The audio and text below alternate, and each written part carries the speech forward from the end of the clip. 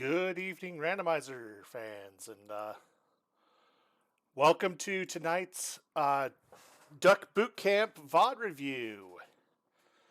So, I am Rob Draven. If you don't know me, I've been around the community for quite some time. I graduated in, I want to say Duck Derby of 2021, one of the two in there. And so tonight we're going to go ahead and go over a submitted VOD from the community to kind of give some pointers, some feedback on a recent run. And tonight, as you can see, I've picked a VOD that was submitted by Razor One. This is actually from the first week of the Duck Derby flag, so this is going to be Fighter Week. But let me go ahead and pop this in and make sure we get the playback speed right there. We want to have it about 125 so we can make sure we're getting everything there. And so we'll go ahead and hit play here and get myself in a position where I can fast forward as needed. Should have put some timestamps on. So we start out party selection. So yeah, always check your malices and your bonuses. In this case, it's just bonuses. So you have your strength on your fighter.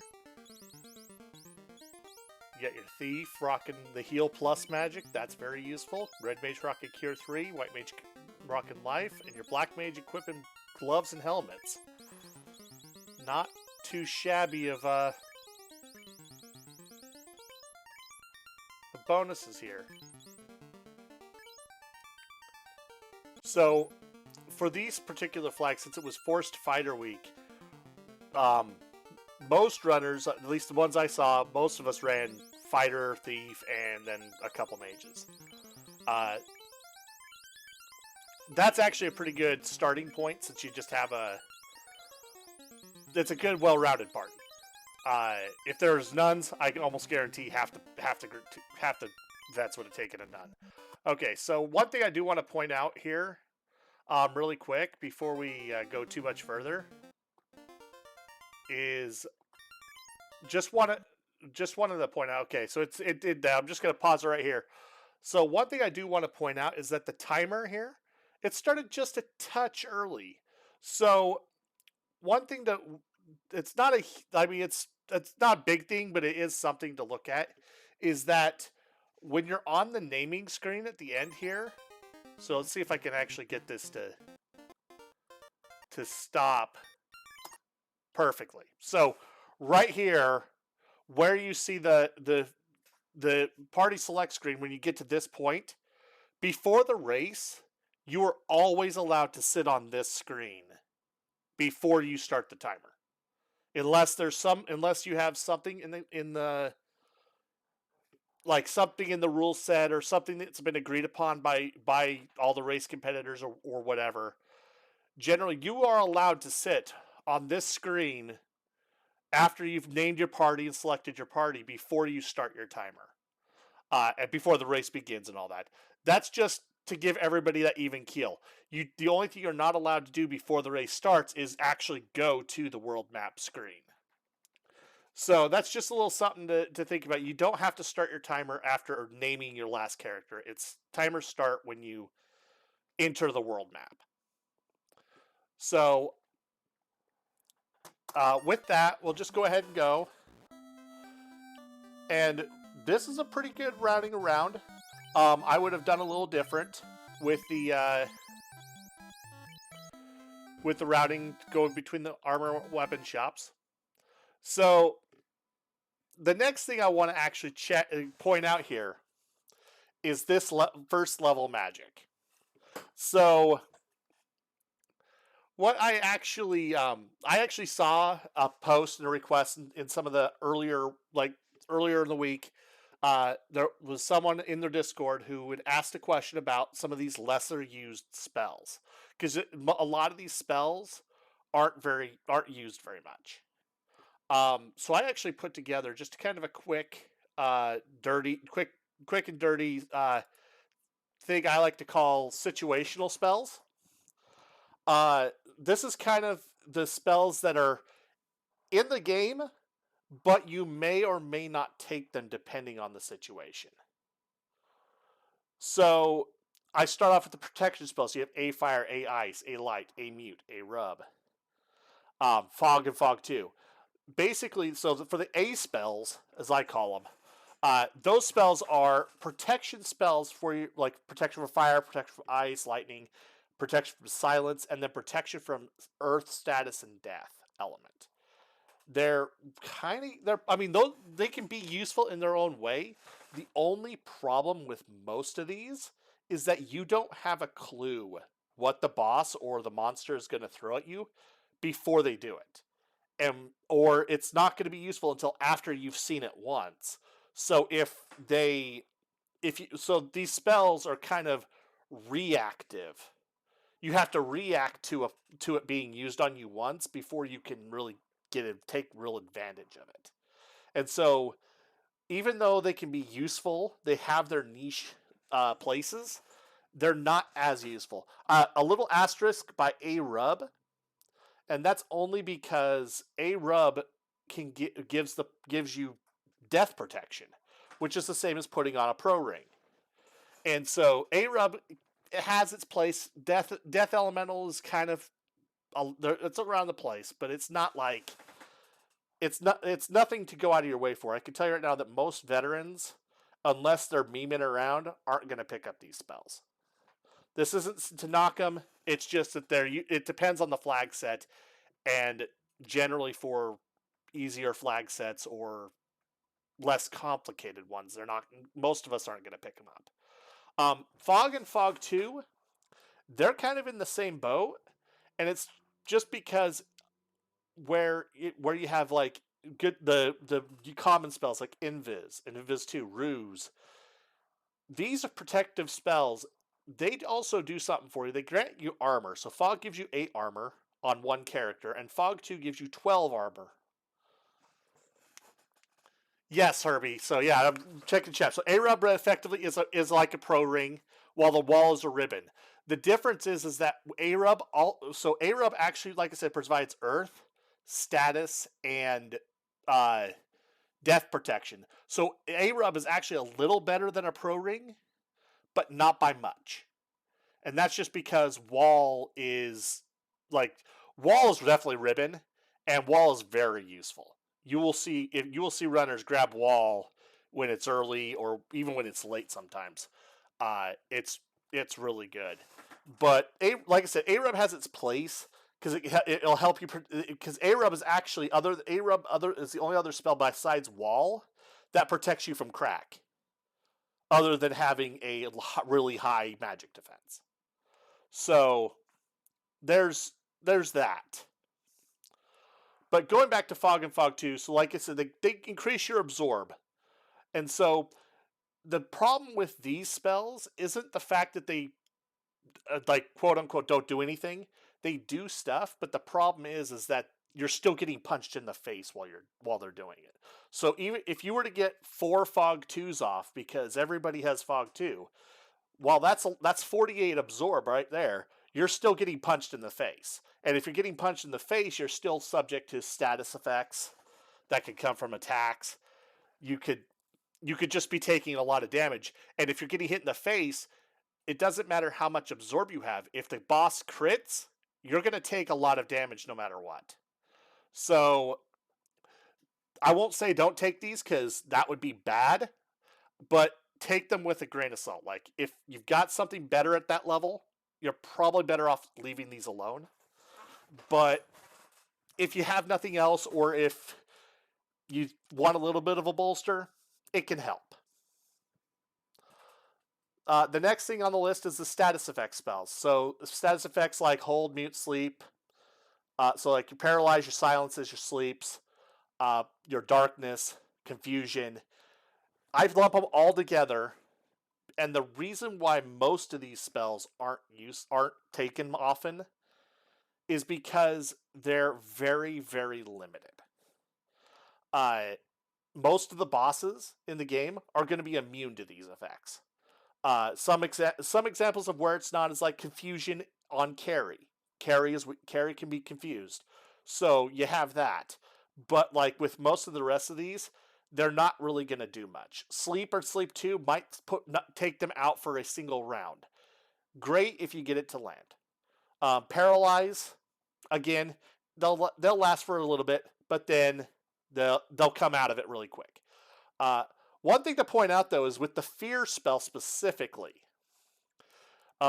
Fear is very interesting because it doesn't do any of all these other status effects are just status effects. Fear actually is kind of like your Fog 2 Lock, those kind of spells that do kind of a stacking debuff on the boss, which basically what Fear does is it reduces the morale of the creature by 80.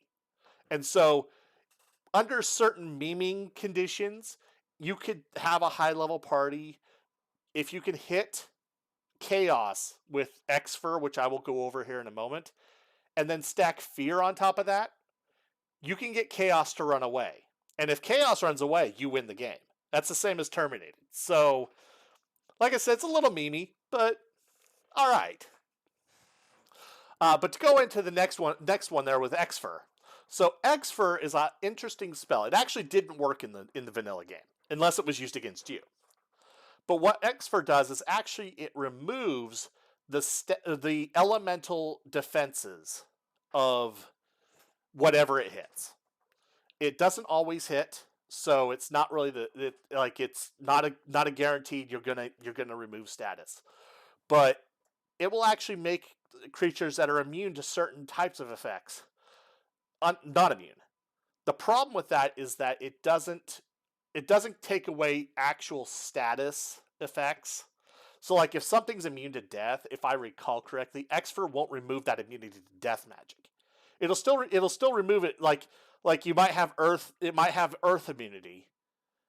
And so if you Xfer, it'll take away the earth immunity, but then you still can't crack them, or you can't quack them. You can't hit them with Quake, can't hit them with any like an earth elemental ability that does something, because they're still immune to it. And so again, Xfer can also Xfer's one of those weird ones because I'm not 100% certain. I think it does take away some status immunities. So kind of 6 of one, half dozen the other. Xfer combined with Fear does allow you to make him run away, make Chaos run away, which is great.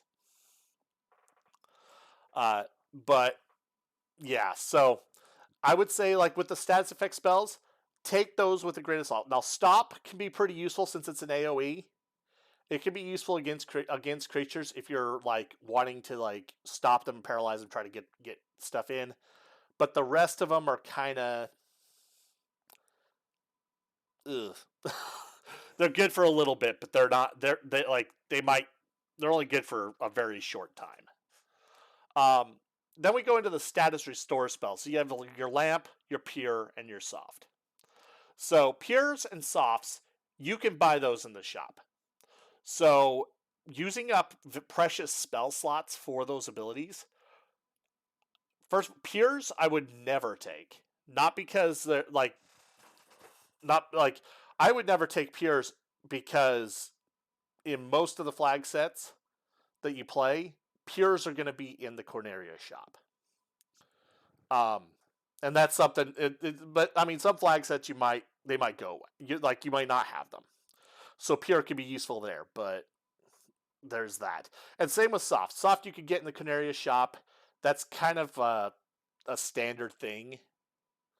So having Softs aren't gonna you early in the seed when money's tight and you can't buy Softs. Soft is a better spell, but later the later and later you get in the seed, and the more money you amass, Soft becomes very useless very quick. So you kind of want to gauge where it's at and what it's at before you do it. Now Lamp, there are vets that swear by Lamp, and there are vets that avoid it like the plague. And all lamp does is it cures darkness. My issue with lamp isn't that what it's doing. It's that isn't like what it's doing is bad or anything. It's that lamp is a fix for something that's going to fix itself anyway. Darkness as a status, even with the fixes in the randomizer, aren't as crucial, in my opinion. If your fighters get hit with darkness, it's not the end of the world.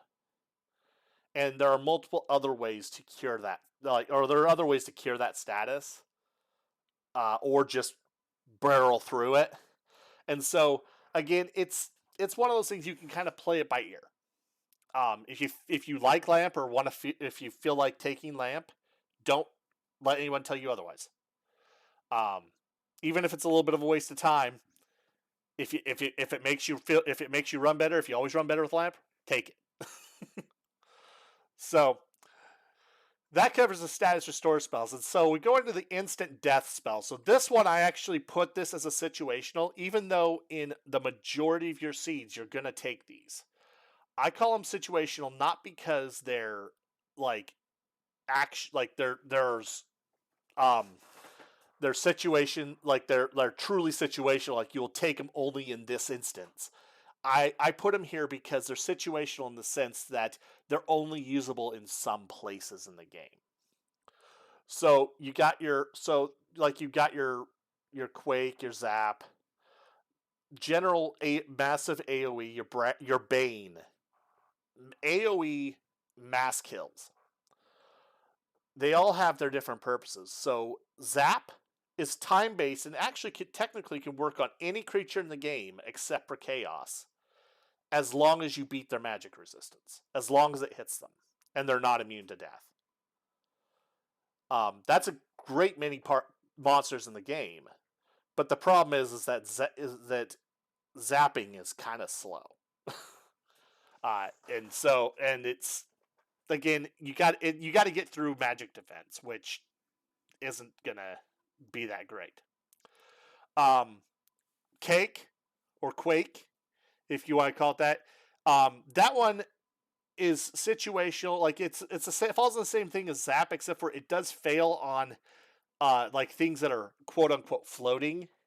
Like monsters that are basically immune to Earth Element because Quake is an Earth Elemental spell.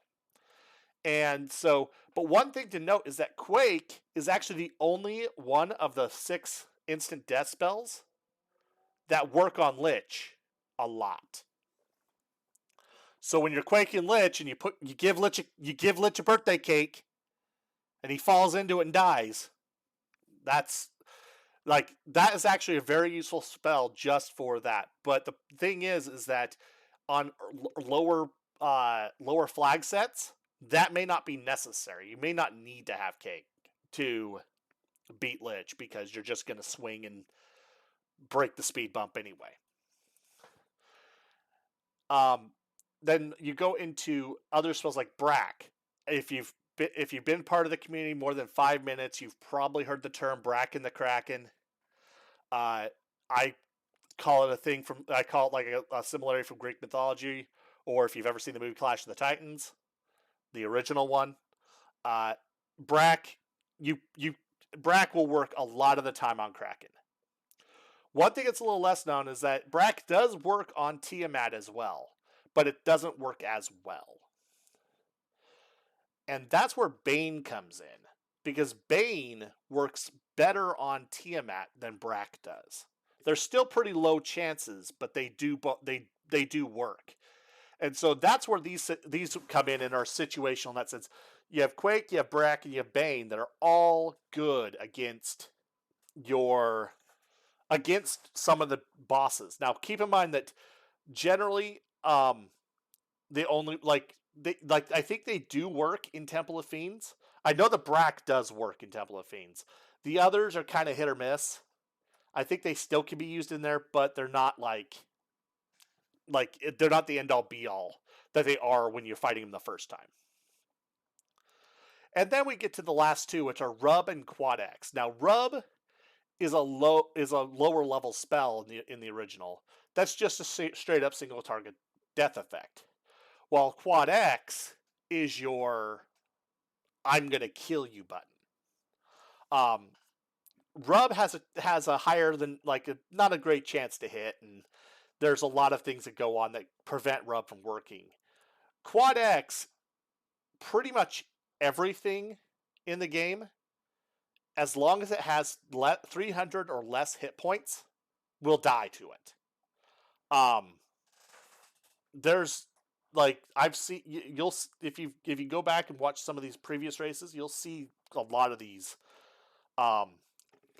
Excuse me. You'll see these come in and actually you'll see people use Quad X strats.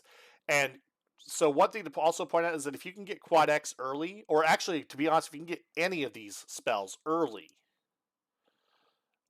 it'll make your early bosses a lot easier.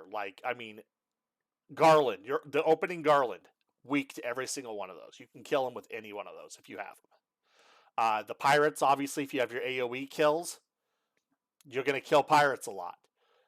Even going into things like if your vanilla wizards in the marsh cave, the eye tile, and your agamas when you're going into grinding, some of these death spells work quite well, as long as they haven't rolled too high. Like in the case of Quad X, they roll too high, it kind of stinks. But I have talked about these for long enough, so I'm going to go ahead and hide this out, and we're going to go ahead and go back. Whoops. I'm going to go back and hit play on this.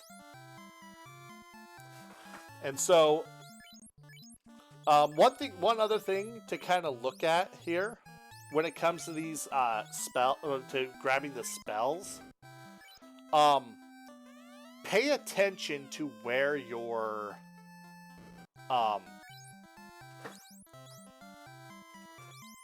pay attention to kind of where they are, because generally you would want to have what I like to call is you want to have your combat oriented, your quote unquote sweeper spells up front, while you're less used or not used as often in combat to the further in. You might want to pick kind of how you buy your spells, and that just helps with menuing.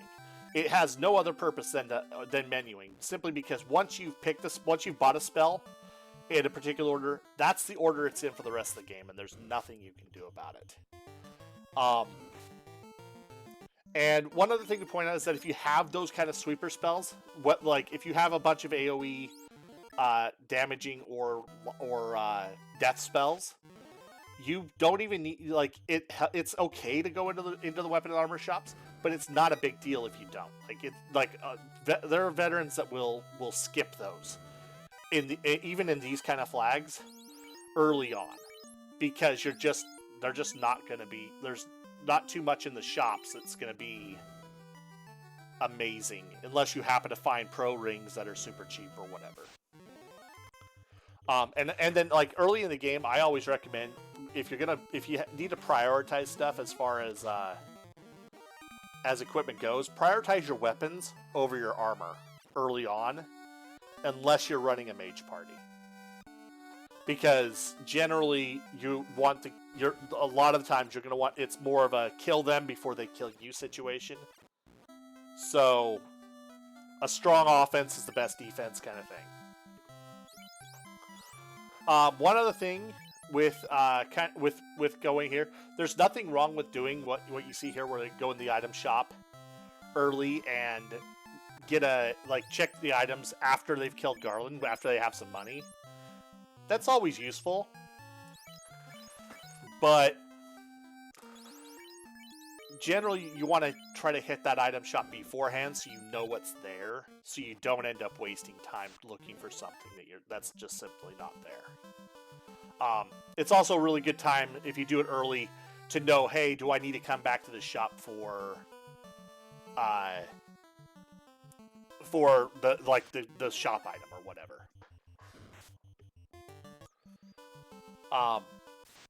And so, and I actually watched this and took some notes earlier on this. And so, like, as I put it on here, is that like all the armor in the world isn't going to do you any good when killing bosses, simply because they don't care how armored you are. If you can't hit them or you can't do any damage, there's no point.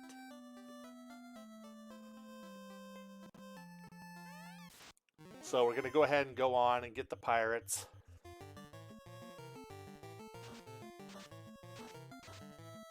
And you notice here that, I mean, the Bane Sword, really good against these. So that was not a bad thing. But the wasted turn on the Confuse, that's something that I don't know if it was intentional or if it was not. It's not always that great to really look at. Just because it stops them from doing anything, but it's a wasted turn. And so it doesn't really do too much. Finding out the masses there in Ordeals, that's a great hint, because it tells you that Ordeals is completely free, or like Ordeals has a really nice weapon if you can't find anything else. But you now also know that it's going to take you some time if you want to get it. And so you have to ask yourself, is this worth the trade-off? One thing I do actually want to point out here is that one thing I am seeing in this VOD is that there is some great encounter manipulation. For those of you who saw the last class and got a little bit of a lesson on encounter manipulation, where you're able to go and actually just reset, like do your soft resets, do your hard resets, to set yourself up on the encounter table in a way that will make it so that it makes it easier so you have fewer encounters, or alternatively, you get more encounters of the type you want, which is very useful for overworld grinding or just planning on, like how you plan to go into a fiend dungeon to save yourself some time. Another white mage shop that's not that great. Rods on Sarda. And one thing I will say is also coming to these shops early is always a good thing, as long as you keep track of what they are. The only thing I would have changed here on this is I would have gone into the item shop here just to make sure that there wasn't a key item in the shop. It's just that's the standard thing I always do. That's just to make sure that I'm on top of things. I'm going to make sure I click the tracker here. So Astos, another really good one to use the Bane Sword, to use your Quakes, use your Quad X's. Astos on these flags with Quad X is free. And snagging the TNT.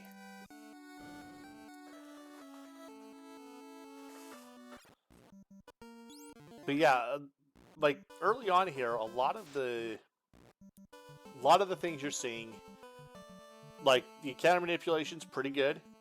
The routing, I would say it's mostly just getting used to the movement and making sure you're going, like, you know where to go on the map and stuff. That's one of the hardest things to do, but once you know how to do it, you get really fast.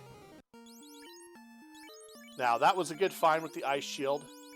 Early in the seed, I would definitely open boxes.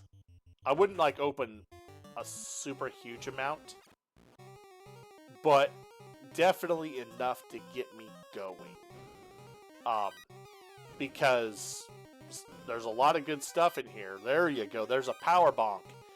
The power gauntlet, we call the bonk. That's an amazing item to have because it casts Saber on the user. Your fighter can wield it without a promotion, and so it basically means that if you have a weapon on your fighter go burr. And then so we pick up the bottle, I believe, there. And then the run out. This is something I did notice, and this is something I will call out at times. If you have NPC Guillotine on, use it. Because it like in the case of those bats, it just kind of blocks you. And if it blocks you, if you wait for it to move, you're gonna be sitting there for a minute. It just doesn't feel good. So you just kind of want to make sure that if you're gonna get blocked by something, make sure you're being blocked by something that isn't like got. If it doesn't have multiple lines, guillotine it. If you're a real sadist, you can go guillotine the Hooray Dwarf. That's a flag as well, which we'll see in the coming time, since we will end up going up to dwarves eventually. So right now, picking up some items. One thing to note is that if you're buying extra items and stuff, it's a good idea to kind of have an idea of how many you have on hand, just so you're not like trying to figure out which way to go, or so you don't get bounced off and get told, "Oh, you're trying to buy too much," because the game will let you buy up to 99, but if you buy more than that, you're out of luck. So, hooray! There's your Hooray Dwarf. Razor One didn't axe the Hooray Dwarf, so there you go. So turn in the TNT and you'll get your canal. So that's always good. Vanilla canal. Is this even randomized? There's your obligatory one. But actually going to dwarves early is good. It's better if you have the key, because then you can go raid the dwarven treasury, and there's a lot of stuff. So fellas, the flag set for these ones is actually the week 1 flags from this derby. So the fighter week flags. They're actually the flag set from the Duckling Weekly last week. So this is actually their Duckling Weekly run from 2 weeks ago, basically.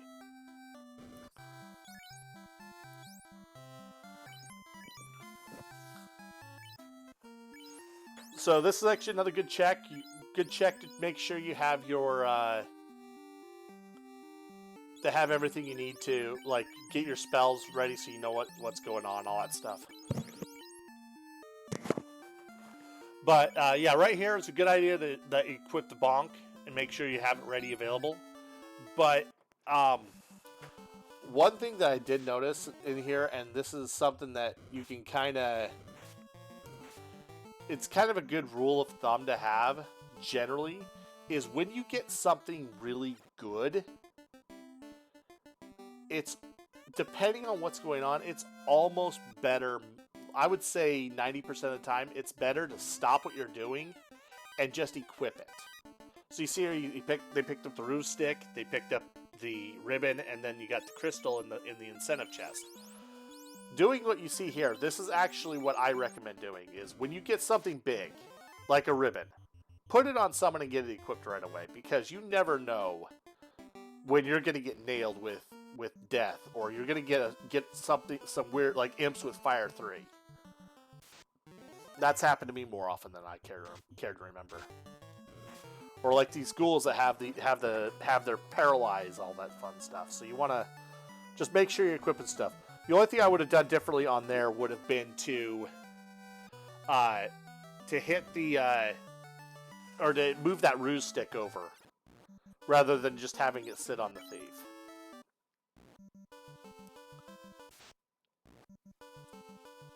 So, one other thing I also would recommend, like I'm just seeing here, so things like when you're traveling, so like how you have the long path for walking from Sarda all the way back through Titans.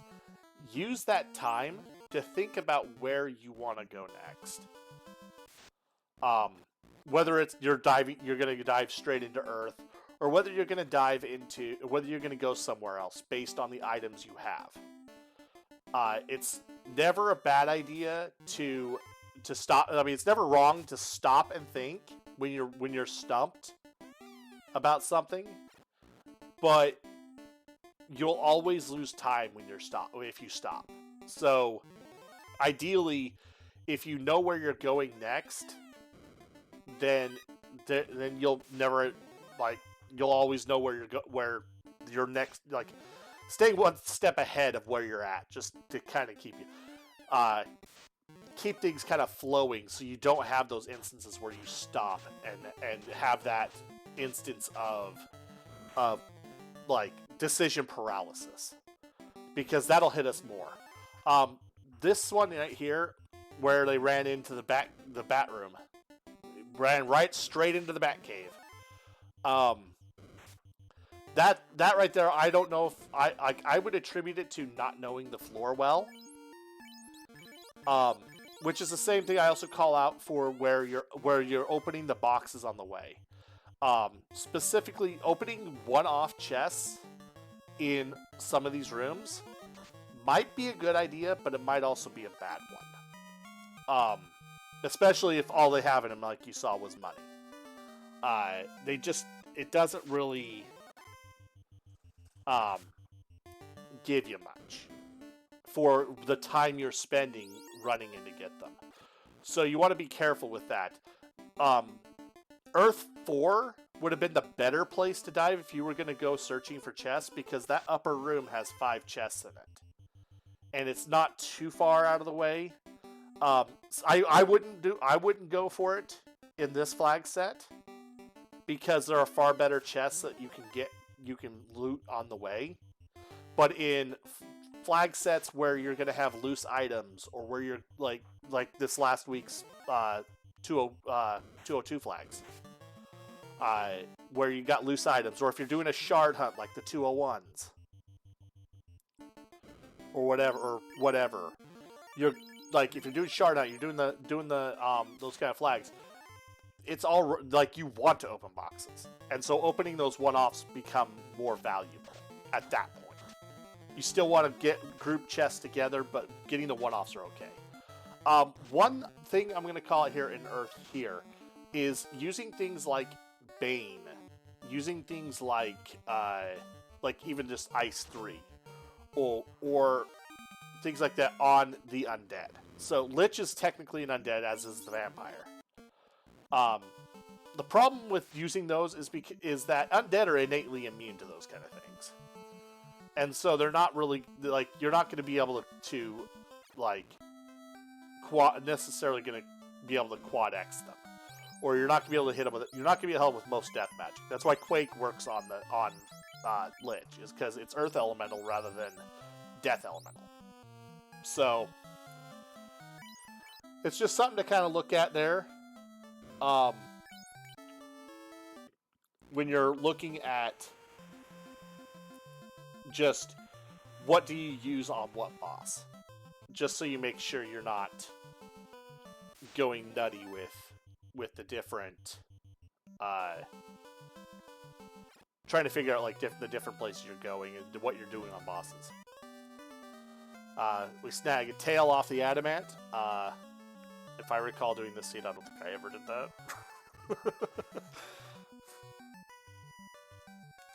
And it looks like here there was a nice long think about where to go next, because they're like, wait a second, this isn't right.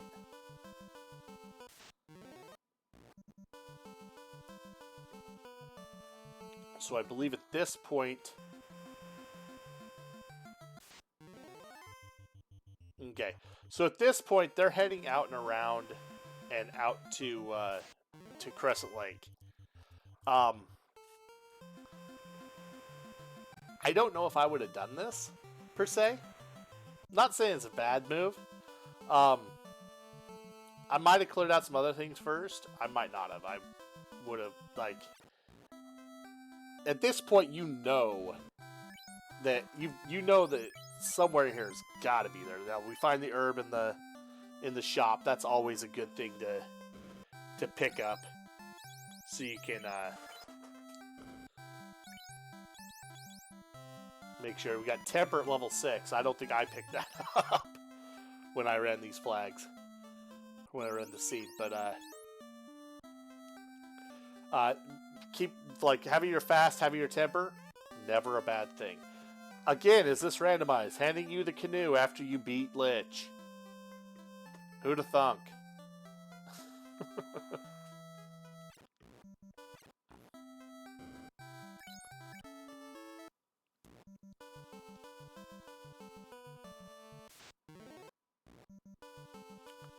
So go burn off an encounter, and then they're going to go swimming.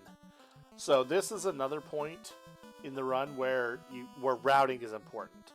Knowing how, like, one thing to note is that in a lot of these flag sets where you have the river path that can lead to either ice or volcano, or I mean, even if you only have the river path to go to volcano, if we don't have the way through, you still want to make sure that you know how to get somewhere at all times. Like you need, like, I would recommend that if you're gonna run these run this, you should know these river systems like the back of your hand.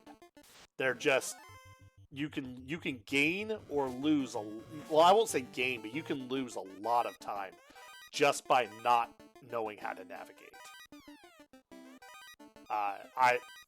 I'm speaking from lots of experience on that. I lost so much time before I understood how that river system worked. Because I would have to like I used to sail around and go to ice the regular way, which isn't all that great.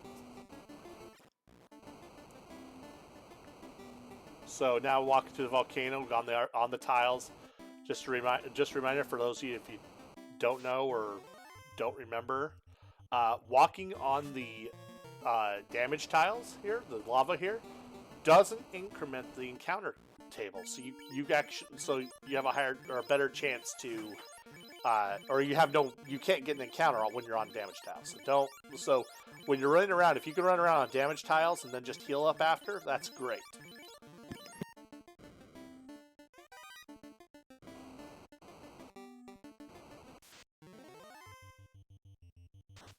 Apologies there, to get a little drink and try not to choke. But moving along, what this right here? So if you saw before where they actually went in and did a, they used a lot. They just chugged a ton of heal pots and everything. Not normally a bad strategy. Okay, but one thing to think about is that you need to remember your blessings. If you saw, the thief had heal plus magic. Heal plus magic means you get cure 4, heal 3, and life with 2 level 8 spell slots. So basically you have 2 free castings of heal 3 or whatever at there. When you're in the volcano, that is a godsend. Because you can do all of your damage and everything, blow a couple heal 3s, and your whole party is back up to tip-top shape. I can understand holding it for life if you don't have life on another caster, but the fact that you have life as a level 1 spell on your red mage tells me you can, like, at least before carry, you can actually do that. Now, we get to see the cheeky confusion on carry. That's great. I love to see it. Bane, again, using the Bane sword on carry, not a good idea. Carry isn't weak to it. So, and also on top of that, one thing to point out is even though carry is the Fiend of Fire, she is not weak to ice. So, she's actually not weak to anything. So, using Ice 3, nice little Hail Mary, so to speak. Your Black Mage has better things to do with their time. Maybe. But yeah, one other thing to point out is that on top of the heal 3 charges that the Thief has and everything, your Red Mage has Cure 3, which was their blessing. So that's another thing to look at. Now this divergence here where they go towards ice and then leave to go away from Crescent, I would call that the first major routing mistake of this run. And I call that a mistake simply because when you're in an area and you have incentives, you should, unless you are out of resources entirely, you should do what you can to follow your incentives. So your NPCs and like all your turn-ins and stuff, all of this is nearly guaranteed every time, unless you have what we call dud checks, which we'll get into later in a later class, later flag set. But for right now, where all of your turn-ins are actual turn-ins, you know you're going to get key items, versus a dungeon that has an incentivized item, you are far better off going to the incentivized dungeon as long as you have the resources than you are chasing your guarantees. And you'll see why. We'll see why here as soon as they finish all these turn-ins and go to ice. One other thing is that I would also consider this a wrong order. When you have Matoya and the elf prince to go to visit, you're gonna go see stuff. It's better to go into the inner sea and then go to Matoya's and then go down to Elfheim and then back up and out, than to go all the way around the outside, hit Elfheim, and then go all the way back inside and back into Matoya, to the inner sea. And that's just because even though we got ship on steroids, zooming all over the place, it's a lot more steps. You're gonna open yourself up to more encounters, and overall, it's just gonna make things a lot harder for you.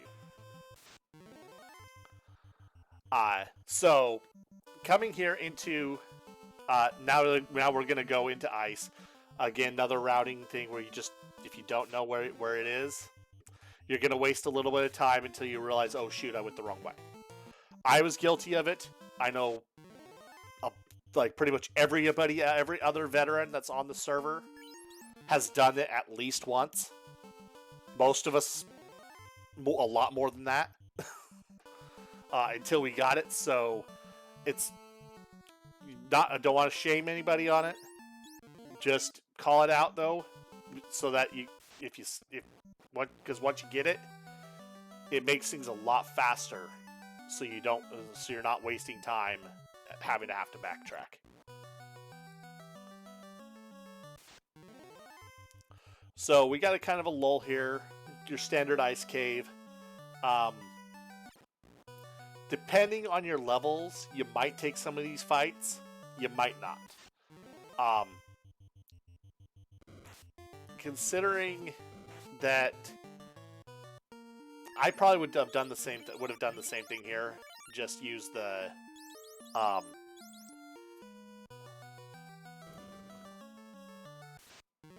just run away from everything. But I want to call out that was actually a good check though by Razor One here on this, with checking your charges when here in ice. It would now ideally you would already know about how many charges you have of whatever spell you're dealing with,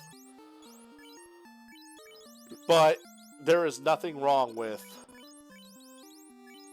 going, hey, let me check my charges. Because now they know they have a charge of warp. So you'll get a chance here to see the warp trick. Now right now they're going through and trying to rearrange your equipment and everything. Nothing wrong with that. A little bit of time wasting. I won't say time wasting, but a little bit of time lost just from making sure you have everything just right and everything. Again, nothing wrong with that. But this right here, the floater right here. Again, is this even randomized? The floater just that right there knocks a lot of the previous routing out the window. If you had saved the herb and the crystal turn-ins for when you I better pop some of these. But if you save your crystal turn-ins for, or save those kind of turn-ins for when you, for this kind of thing where you're, like, you get to the point where you have your herb, you have your crystal, you have the floater.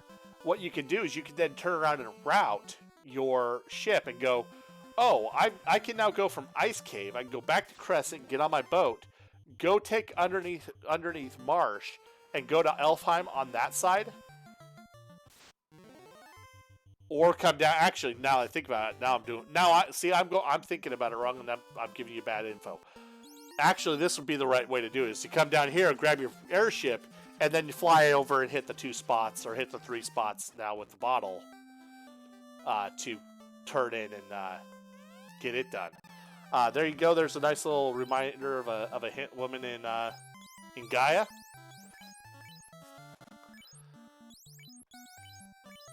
Picking up some camping equipment, never a bad thing. One thing to note is if you buy the camping equipment, try to use it. Make sure you have it available to you, because all the camping equipment, just like armor, where it won't help you against bosses if you don't use it or don't or whatever. If you don't use your camping equipment, it ain't gonna do you any good. So this here, actually, I believe this is actually a good way to go. Here, you've got the tail. You've got some good stuff that you need to promote for. Nothing wrong with going and saying hi to our friendly neighborhood big bad dragon.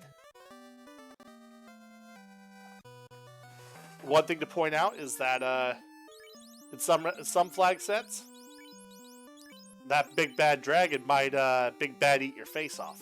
So friendly reminder: read your flags. Right here, this is a good way to identify what equipment. So generally, your ninja is going to be able to equip almost every weapon in the game, other than Excalibur. While the knight, of course, equips the biggest, baddest swords on the block. The Vorpal, like you might see a lot of conversation about Vorpal use the Vorpal or Vorpal in the trash. The correct answer to how good is the Vorpal really depends on 2 things. The first is its blessing or curse. If it's got a plus, it's going to be pretty good. If it's got a minus, it's going to suck. That's the first one. The other one is, do you have any better weapons? Because while the Vorpal is a good weapon in terms of critability and stuff like that, it also has a pretty bad track record of pretty much everything else.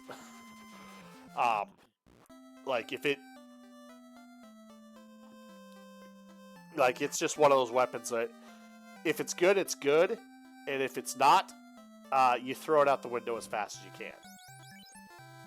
This is a good kind of I would call this a good backtrack to kind of pick up some of the spells that you missed early. But one thing to note is that if you do tracking, if you use a tracker, or if you just write down notes, if you write down what, you go, oh, I have, this is the white magic that's in this shop, or at least if you cover the big ones, okay, I know that Harm 4 is in this shop, or Fade is in this shop. That's a lot better than just kind of blindly going to a shop, seeing there's nothing there for you, and then leaving. And it's also very important to understand which slots the magic is in, because red mages, specifically for red mages, if you're running black mage, white mage, then the only slots you need to worry about are basically pre-promotion. Level 5 third slot can't be learned by black mages, and then level 6, some of the level 6 slots, and half the level 7 and all of level 8 can't be learned by Black Mage. And White Mage is kind of this. White Mage is the same thing, except White Mage has a slightly different at 5th. I think White Mage can learn everything at 5th, but it's like some of the stuff at 6th. But it's useful to kind of know where that's at so you can pick it up. But generally, you just want to pick up stuff that you that are really useful. Like, I mean, you see here, Fade at level 7. If you're planning on leveling really high, that Fade is you're going to pick up that Fade. But if you're not planning on getting to level 25, 30, 35 with a mage, which generally most of the time you're not, without good reason, you're better off just leaving it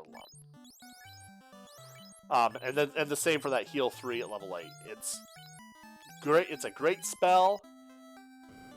Unfortunately, at level 8, it's not as great as you think. Just because you're not going to have it. You're not, unless you grind like mad, you're never going to get enough charges.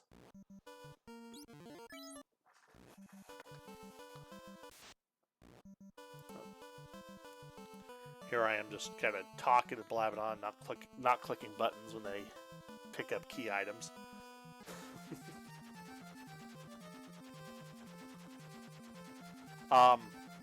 This here I won't call this a routing mistake because I have done this and I've been used to doing this.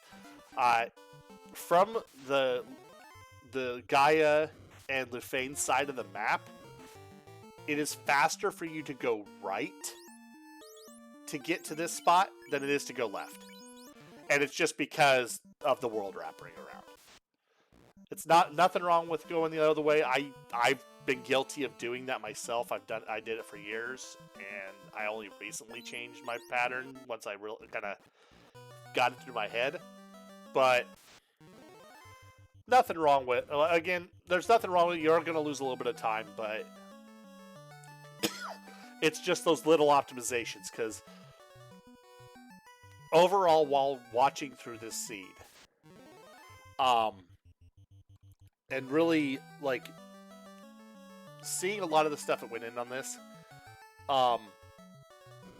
just the routing, I would say that the routing here is a lot of what that cost the most time. And it's just things like knowing your maps backward and forward. If you know your maps perfectly, that's huge. If you know the timings of turning in your key items based on where you're at in the world and stuff, and that's part of what when I was saying, kind of have your like knowing your way and thinking 1 or 2 steps ahead of where you want to be. That helps you kind of cut the time down on your routing, because obviously the more time you spend wasting time on the map with even if it's just I took one too many steps and I wanted to, that's a second you're never going to get back. So it's just something to kind of look at. Again, not while you're learning, don't feel you have to have perfect routing immediately. I think this is something that I hammer out a lot. Like, oh, you need to have perfect routing. You need to do this. You need to do that. One thing to point out is that while I'm sitting here saying, hey, this is what you should do, don't expect perfection the first 100 times you do this. Like, I can tell you right now that most of the veterans that have gotten really, really, really good at this game have played hundreds of seeds. That actually, I do agree. As perfect as the enemy have done, I will agree with that, because if you want perfection, play a TAS. go TAS. Because like I can tell you right now that even the best runners of this game will make routing mistakes. They can run around and beat these seeds. These seeds, I believe we had runners that were completing that by this point in the seed were already done where we're at right now. we had runners that had already completed the whole seed. So, Dwango wasn't the only tasser, but he's a good one. I can give a shout out to Dwango for his work in tassing. But yeah, but that's something to kind of think about when it comes to tassing, and that's kind of what while we're running around here with our friendly neighborhood Kraken, who will sooner slap you in the face than hug you.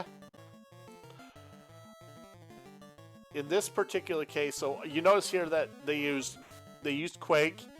Kraken gave a nice friendly hug to our red mage after they gave the heal out, or after they gave the fast out, which is great.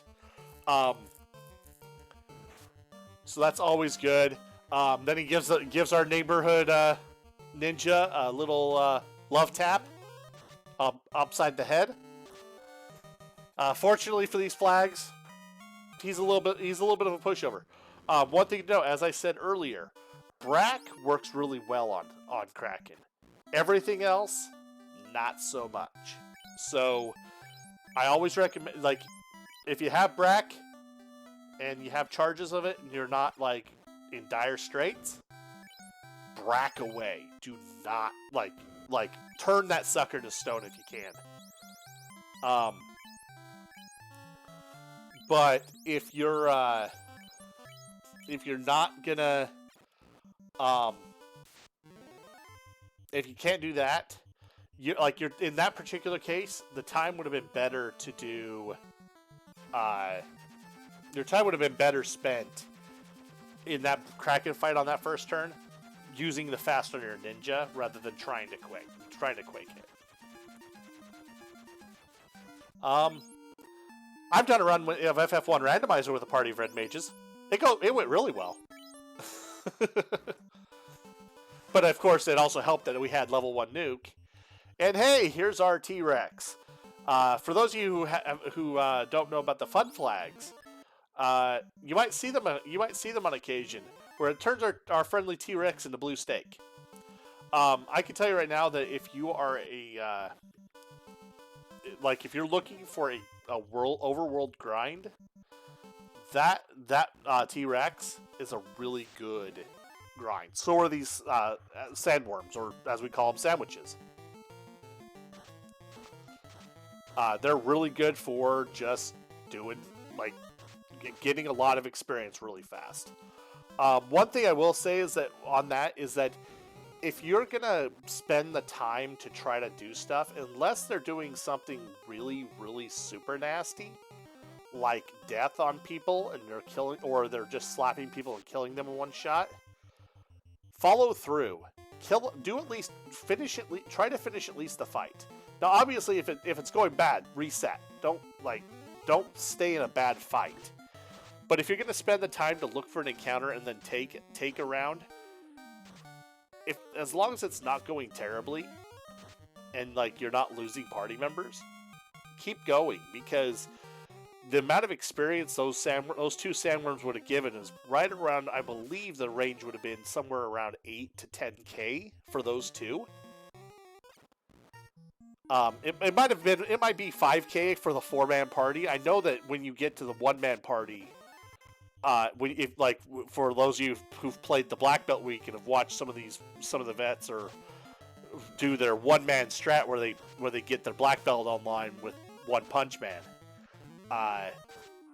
Right here, it's kind of like the sandwiches can give you a lot of its experience really fast.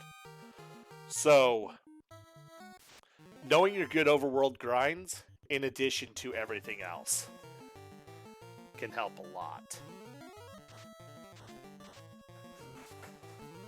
So yeah, actually at this point, I've been neglecting clicking buttons here. Actually, I think they have the loot as well, because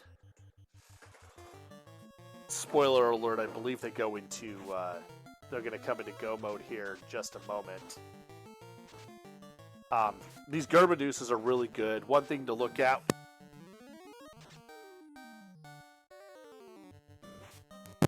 You can use, I unplugged myself, but you can use Bane to kill them. You can just slap them around. They give a good, healthy amount of experience. But yeah, come here with the key.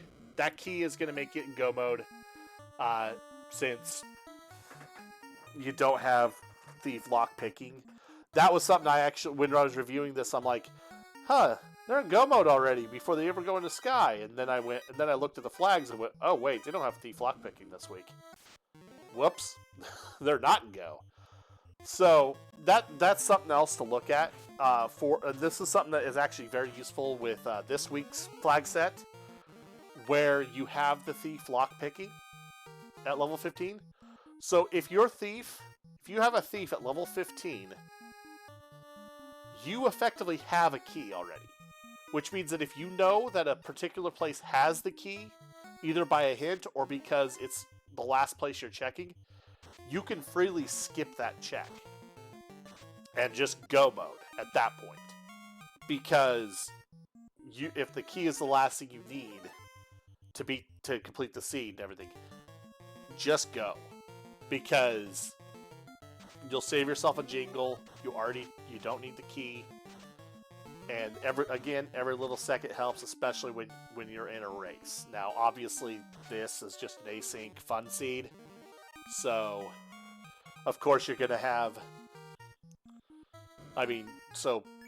feel free to have fun. As a matter of fact, I believe that... I believe it was this week's seeds. We actually had a runner, one of the vets, decide for Black Belt Week, to not play the Black Belt and to play play some of the other classes. Obviously, they had to take a Black Belt, so they had to kill it so that they could run the other characters. But they ran it without playing that Black Belt. And so that's the kind of thing that's the kind of thing that you can do with these kind of flags. Is if you're not trying to if you want to practice on playing other builds, there is nothing wrong with going, you know what, it is black, but we got really enhanced black belts, I'm not gonna play a fighter. And yes, you will probably complete it a lot slower than everybody who did a black belt. But the important part is, did you have fun doing it? If you had fun playing the party you had, who gives a flying hoot what your async time was?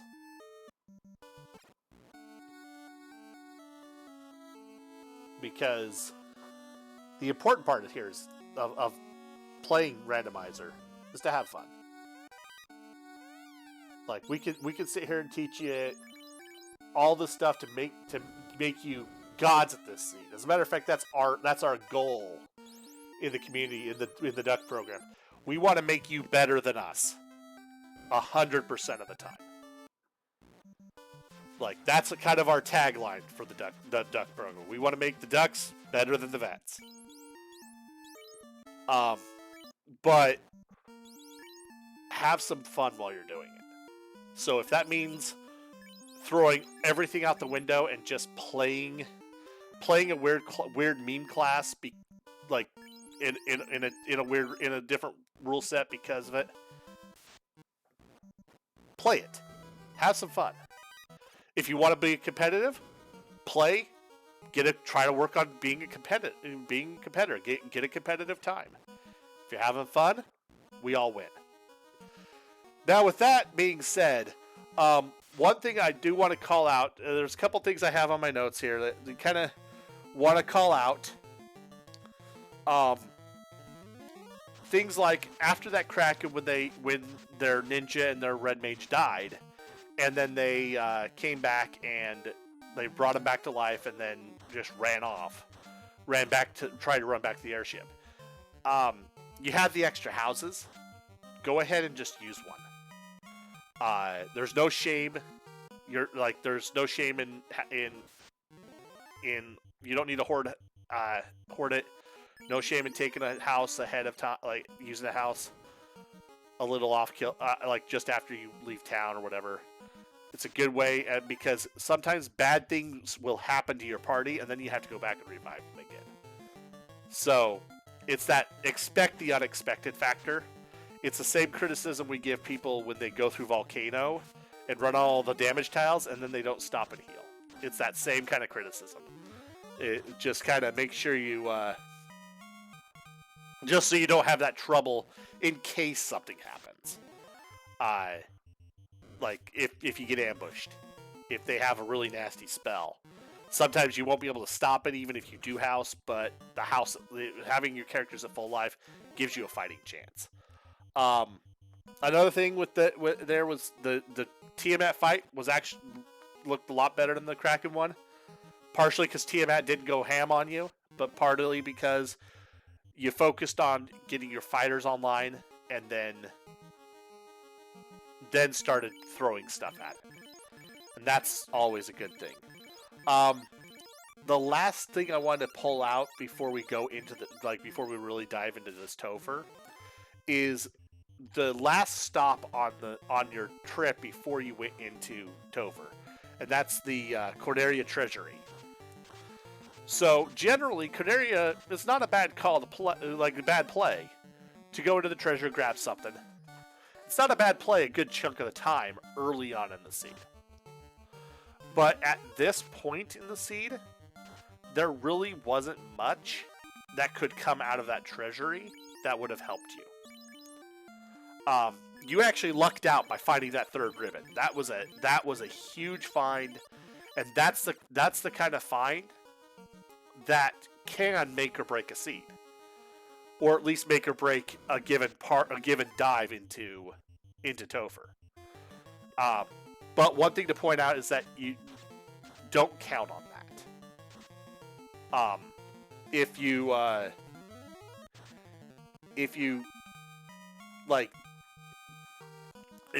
it's not an incentivized place where you're going to find a key item or like one of the powerful items when we throw those into the pool, it could be a complete dud, and then you just have a bunch of extra money at the end of the seed that you're not going to spend,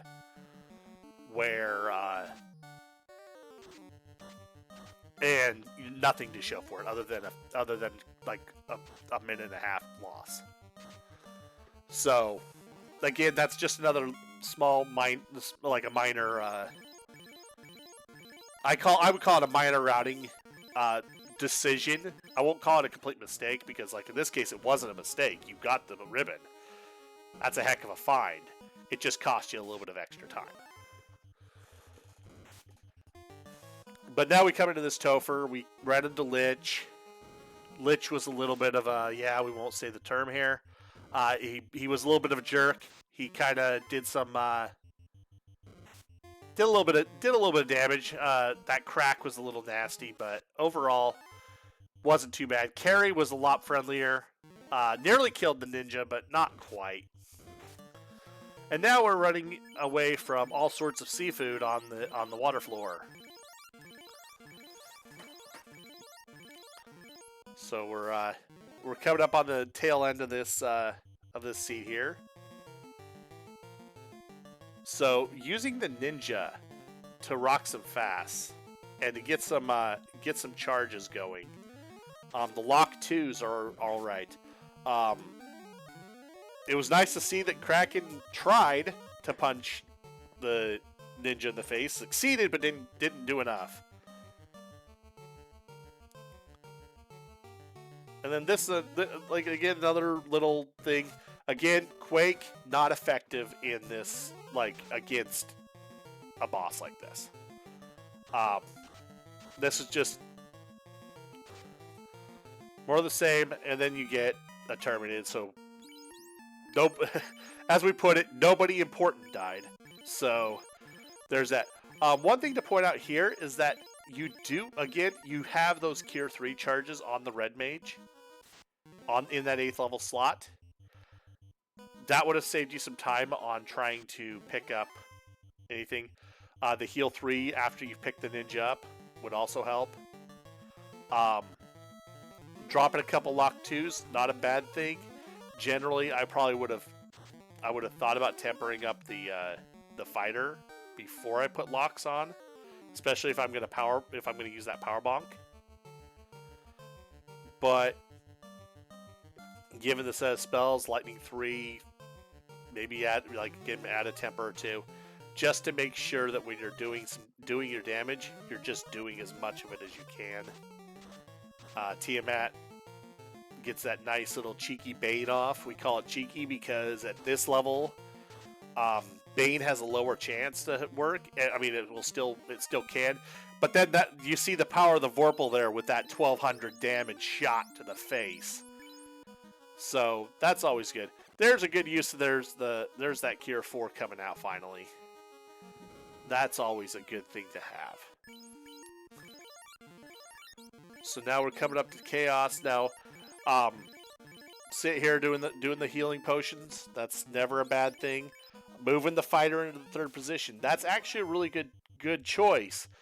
For those of you who don't understand why that's a good choice, is that when you have a 4-person party and everybody's standing like this, the first two, I believe the first row has a 50% chance of getting hit. The second character has a 25% chance of getting hit. And then the bottom two characters, the third and the fourth characters, each have a 12.5% chance of getting hit. However, that 12.5% chance is kind of rounded weird. So actually the third slot is basically a 12% chance, while the fourth slot is a 13% chance. So it's kind of one of those, hey, I need to pay attention, need to get to the, you get that, you're all good. So we're getting here to the end here. We're getting some locks, there's 1200 damage on Chaos. He's not long for this world. One thing to note is that Chaos has a default hit points, I believe it's 2000 is his normal. So if it's buffed up a little bit, not much, there's a terminated. And then you notice that the timer stopped just a little, well, actually, you don't see it. I see the timer. The timer stopped a little late. You can actually hit that button to end it. The moment Chaos is marked terminated, you're done. So overall, it would on the leaderboard, the time would not have changed much. I would have called this a 108.50 ish. It wouldn't have affected the standings. This run would be where it's at on the leaderboard, no matter what time you put in there with that, whether you keep it as this time or whether you make it 108.50. So not really that important. Just important enough to be just again, the few seconds between you hitting that and stuff. It's the same thing in a race room where if you hit that dot done just a second late, that could be the difference between taking first place and taking third. I have seen races come down to that close. It's a thing. But overall, I just want to, let's go ahead. I'll pause this and we'll just go ahead and pull this back over to the outro. And we'll get a little bit of music in here and turn the music up a little bit so we get a little bit of sweet tunes as we're working our way out to the end of this review. So just one thing overall, I will say this is very well run. To be honest, any run that finishes is a good run. Even if you feel feel bad, I've gotten such a crappy time, you beat the seed. That's a great run. But things that you can work on to kind of help improve your timings and everything are things like just your routing. Just make sure you know knowing your maps. Knowing how the map, your default map is laid out, that helps you a lot. Again, I would probably say that if you were to have changed the routing in just 2 or 3 or 4 places in here, just some of those significant hits, you probably could have saved 5 to 10 minutes. So that's something, and that's huge in the scope of a run. The next one is kind of what I call loot goblining. Now, this one wasn't bad. You had 61 boxes open, which is actually pretty good for these kind of flags. But once you have some good gear, you can skip 90% of the boxes you see. So, like, getting that third ribbon was nice to have, but you could have beat Topher without it. And then grabbing some of those green checks, nice to have, but not like nothing you found would have cost you the seed, or would have cost you a lot more time. I can tell you that nothing you found would have made it too much faster. So just kind of keep an eye out. Make sure that if you're doing something, make sure that the time you're spending doing it is worth that investment. Like, you're going to get back that investment of time, because if you don't get back that investment of time, you're just giving up, handing time over. Magic ordering. There were a few times making sure, like, you stop and make sure you had the right spell in place or whatever. Having kind of a priority system for your slots, and setting up kind of like, okay, I want my nuke first, and then I want my kill spells, and then I want my cure for my exit. That, like, basically just, it's good to kind of like take the time to think about what spells you're going to cast.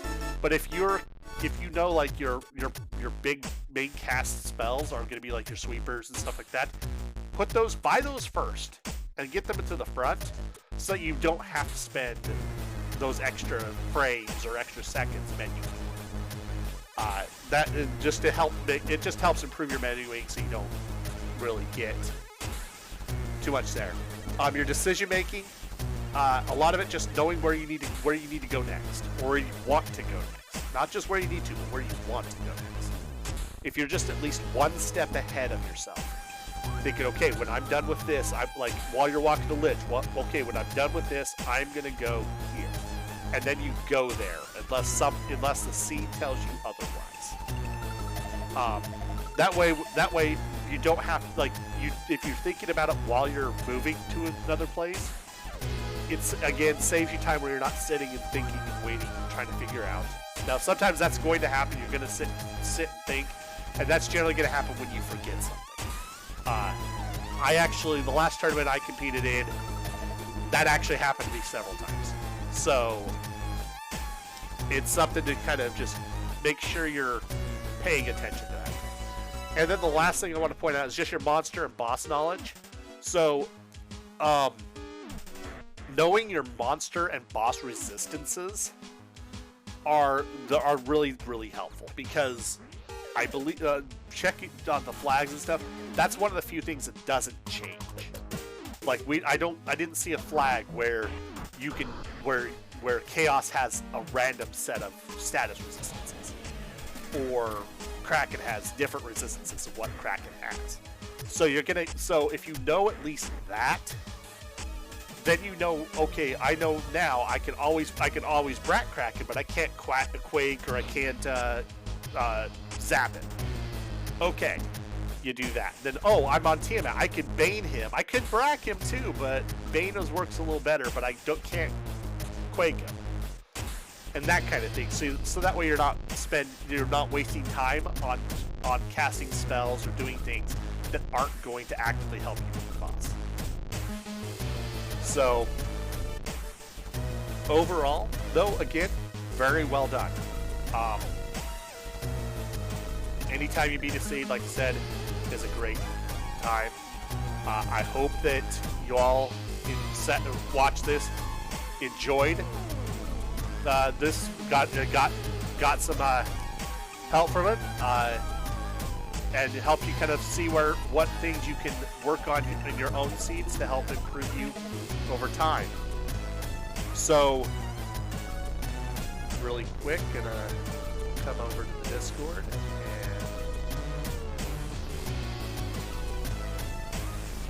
snag a peek here.